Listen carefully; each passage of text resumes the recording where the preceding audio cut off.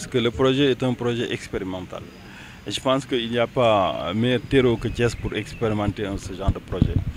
Parce que le besoin est là, le déficit était marquant et je pense que nous devrions avoir assez d'outils pour un peu porter ce projet. Et actuellement, je pense que tous les acteurs au niveau de Thiès conviennent qu'effectivement, Thiès a besoin de ce dispositif et nous allons essayer de voir comment accompagner et pour le mettre en œuvre. C'est entièrement une satisfaction pour nous, autorités administratives, autorités locales, population de Thiès, de savoir qu'il y aura de l'amélioration dans la gestion de l'assainissement et à partir de ce moment, nous devons nous approprier ce projet qui est là actuellement.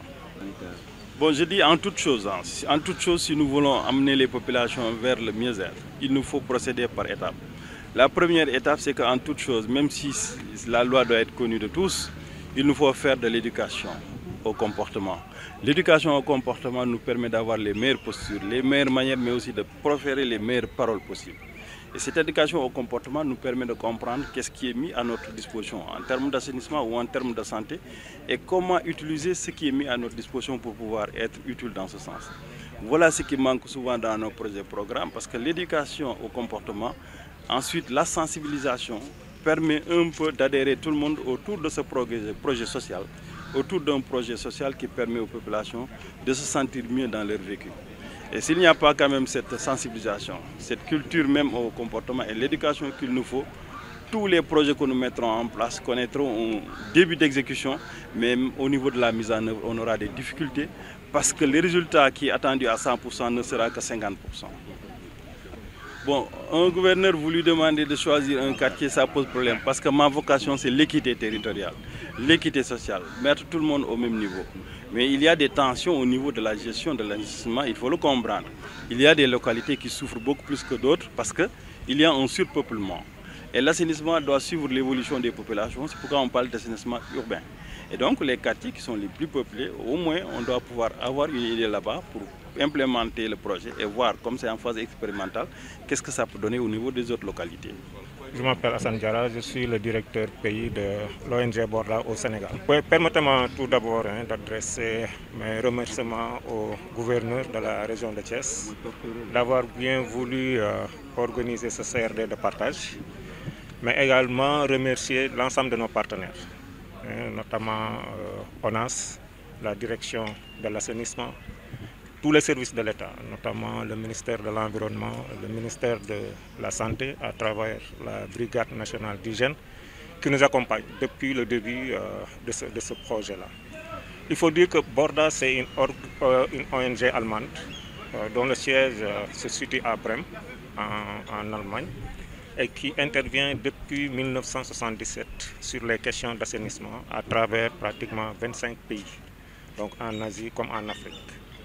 C'est en 2022 que Borda a ouvert un bureau au Sénégal dans le cadre d'un projet appelé Améliorer l'assainissement, concevoir des villes inclusives et durables, mais aussi promouvoir une approche d'économie circulaire.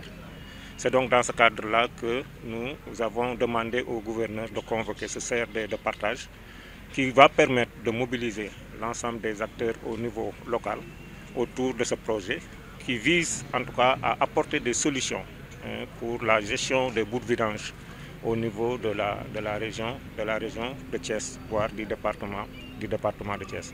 Comme vous le savez, le département de Thiès traverse beaucoup de difficultés en termes de gestion de boues de vidange.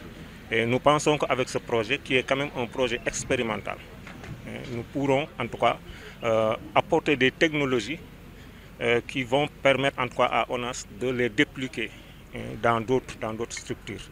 La technologie que propose Borda est une technologie qui consomme très peu d'énergie et qui va permettre une meilleure rentabilisation en tout cas des stations de traitement de boues de vidange ici au Sénégal. Et donc la mise en œuvre de ce projet nécessite, disons, la mobilisation de l'ensemble des acteurs au niveau régional, les collectivités territoriales, les vidangeurs, l'association des acteurs de l'assainissement au Sénégal, mais aussi l'ensemble des services techniques. L'approche est une approche d'économie circulaire. Ça veut dire que nous travaillons également dans la valorisation. Et c'est pourquoi donc nous avons invité l'ensemble des acteurs qui sont aussi dans l'agriculture pour pouvoir utiliser les produits ici du traitement des boues des bouffes-cannes dans l'agriculture. Justement, quelle est la durée un peu du projet et comment justement choisir les bénéficiaires? Voilà. Dans la valorisation, il y a tous ces aspects-là, mais il y a également ce que je voulais terminer par ça, les autres acteurs que sont l'Université de Thiès, les instituts de formation qui vont également nous accompagner. C'est un projet donc qui va durer 3 ans pour une première phase et c'est un projet qui est financé par la coopération allemande. Donc normalement, c'est 3 phases qui vont se renouveler 3 fois. Donc c'est un programme globalement qui va durer autour de 9 ans. Donc dont la première phase va se dérouler entre 2024-2026. À terme, pour combien de bénéficiaires seront touchés?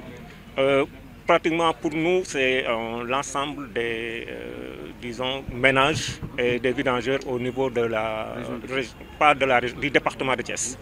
Parce que c'est le département de Thiès qui est confronté à un problème de gestion de boues de vidange. Et dans un premier temps, la zone d'intervention, c'est la commune de Thiès Nord.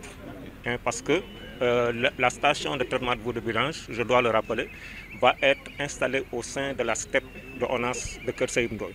Donc ça va être intégré au sein de cette steppe-là. Donc la première zone d'intervention, c'est donc la commune de Thiès, le Thiès Nord, ensuite le département de Thiès. Le projet a coûté combien en termes de pour le moment, pour cette première phase, c'est un coût de 500 millions de francs CFA qui vont permettre de réaliser une petite station de traitement de boues de vidange qui va être accompagnée par un camion hydrocureur.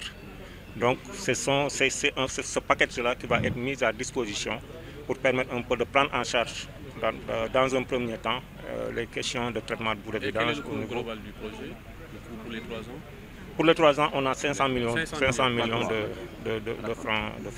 francs CFA qui vont être mis dans la... Mais c'est pour la réalisation de ces ouvrages, mais aussi pour le renforcement de capacité des acteurs, notamment les vidangeurs, et aussi tous les acteurs qui vont graviter autour du projet.